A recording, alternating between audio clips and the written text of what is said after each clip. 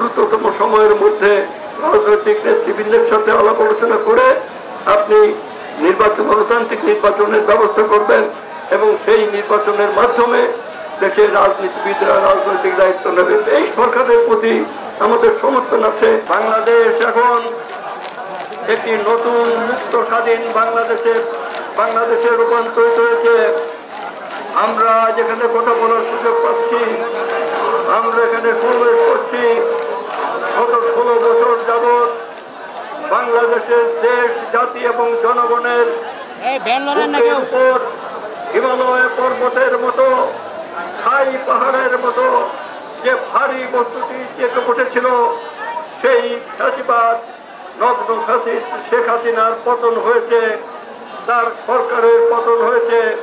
শেখ হাসিনা পালিয়ে গেছে, তার সহযোগী সেই 40 চোরের সর্দানি শেখ হাসিনা নিজে আত্মসমর্পণ করে পালিয়ে গেছে এবং তার 40 চোর তারাও পালিয়ে গেছে।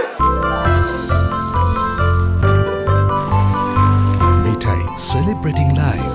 পালিয়ে গেছে তার সেই ভুয়া সংসদের সেই 30 জন এমপি, তথাকথিত এমপি, বিনা ভোটের ভোট ডাকাত এমপি, তারা পালিয়ে গেছে। আজকে আমরা বাংলাদেশে একটি নতুন অবস্থার মাঝে এসে পৌঁছেছি। আমরা আজকে গণতান্ত্রিক দিবসের প্রোগ্রাম করছি। গত 16 বছর যাবৎ এবং তারও বহু পূর্ব থেকে একসময় বেগম খালেদা জিয়ার নেতৃত্বে এদেশে গণতান্ত্রিক সংগ্রাম অনুষ্ঠিত হয়েছে।